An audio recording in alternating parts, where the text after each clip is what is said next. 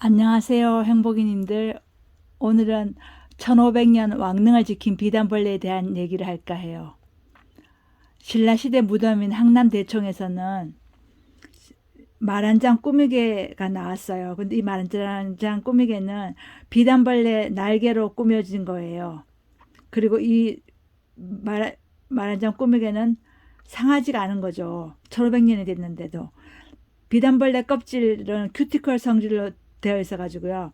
양잿물에 넣고 끓여도 그 형태가 그대로 보존되는 거래요. 그래서 1500년 동안 무덤을 지키고 있었던 거죠. 그럼 정부희 박사가 쓴 곤충들의 수다에서 비단벌레 관한 대목을 읽어드릴게요.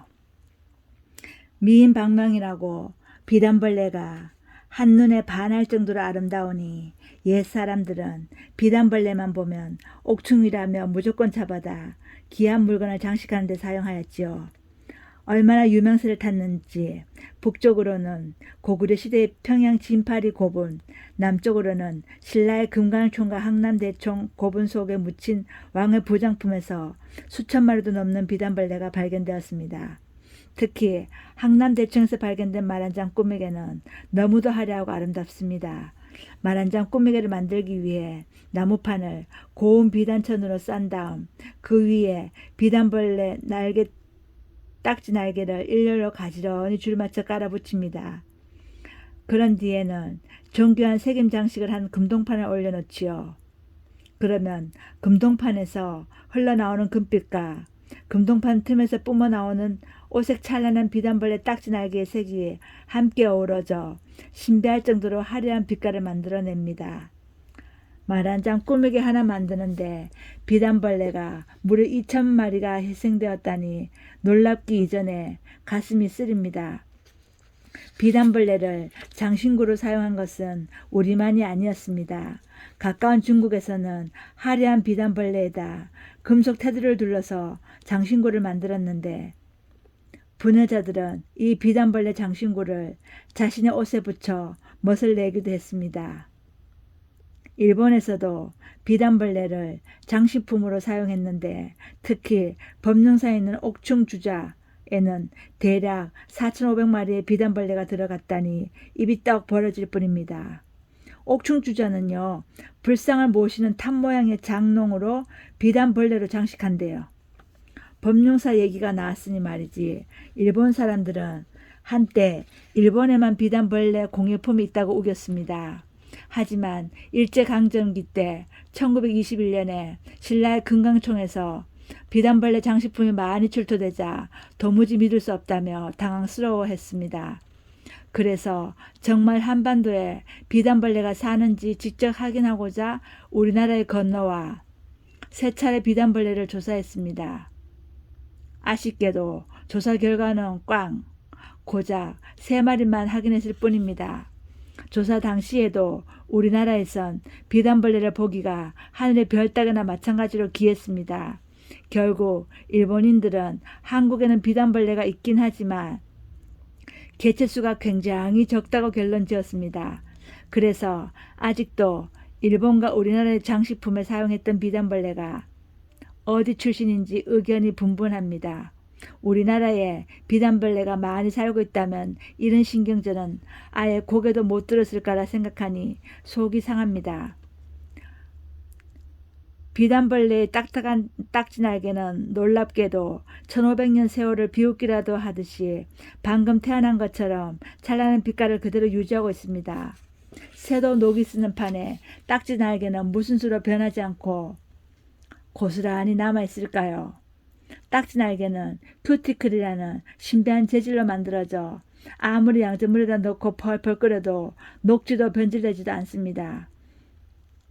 그러니 깜깜한 무덤 속에서 1500년 동안이나 찬란한 색깔이 변하지 않고 그대로 유지되어 왔지요. 비단벌레의 밥상은 뭘까요?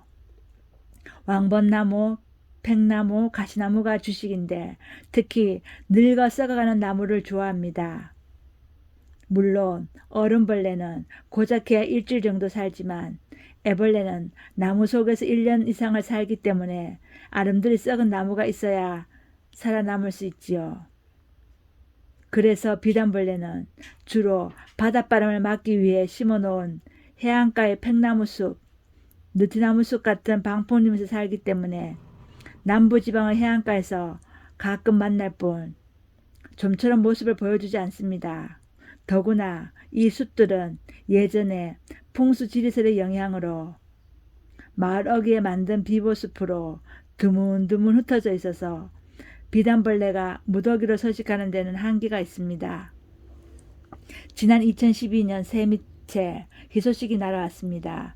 농촌진흥청의 한 연구진이 한국, 일본, 중국, 동남아 일대의 비단벌레를 모두 데려다 DNA를 분석하는 연구를 했습니다. 연구 결과 한국에서 사는 비단벌레가 다른 나라의 비단벌레와는 완전히 다른 종류로 밝혀졌습니다. 다시 말하면 우리나라에서만 서식하는 순수 토종 비단벌레인 것으로 판명이 난 것이지요. 그래서 이름도 한국에서 사는 종이라는 의미로 크리소코라 코레아나라고 지어줬습니다. 엄하게 다른 나라의 비단벌레 족보에 올랐던 녀석이 비로소 몇천 년이 지나서야 제 족보를 찾았으니 녀석은 얼마나 감기무량할까요? 단 열흘도 못 사는 운명을 지고 세상에 나온 어두운 비단벌레, 그 짧은 열흘도 다 살아보지도 못하고 통째로 뜯긴 날개를 왕의 무덤에 바친 비단벌레.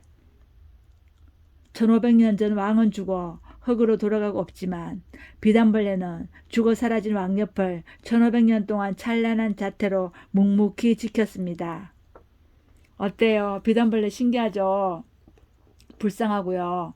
애벌레로 1년 이상을 있다가 성충이 되면 열흘도 못 산다는 거죠. 그런데 너무 예뻐가지고 산채로 뜯겨져가지고 장식품이 된 거죠. 말 한 장 꾸미기에는 2,000마리, 그리고 일본의 불상 받침대로서는 불상 장롱으로서는 4,500마리, 그리고 중국은 비단벌레 날개를 뜯어다가 금속으로 장식을 해가지고 장식품으로 브로치로 사용하고, 그쵸?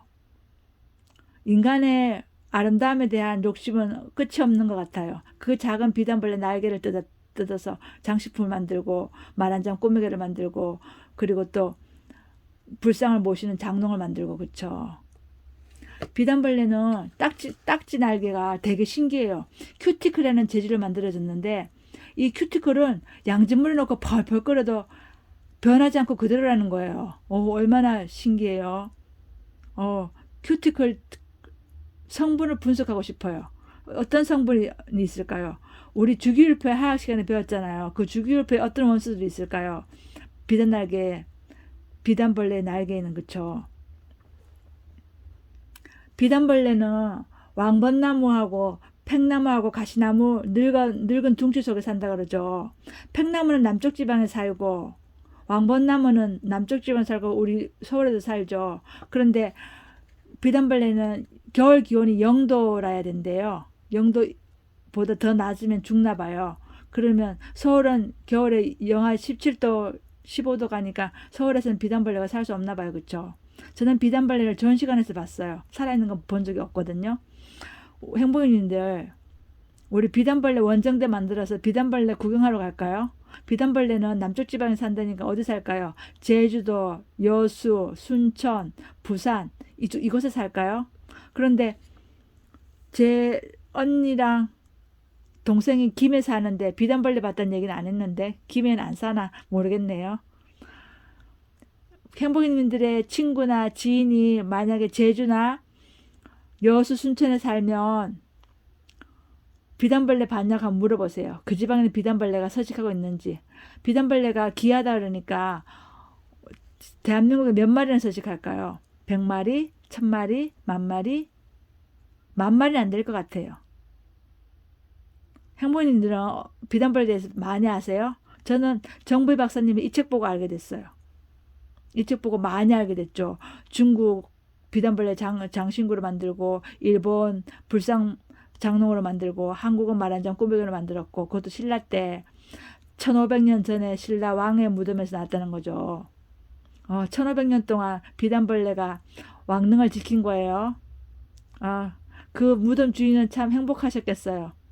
비단벌레 날개 타고 하늘을 나누라 가시는 거 아닐까요? 행복님도 어떻게 생각하세요? 아, 비단벌레 보고 싶네요. 그리고 비단벌레 보호해야겠어요. 행복님들, 우리 오늘 밤에 비단벌레 만나는 꿈 꿔요. 행복님들 사랑합니다. 밥 잘 먹고 잠 잘 주무세요.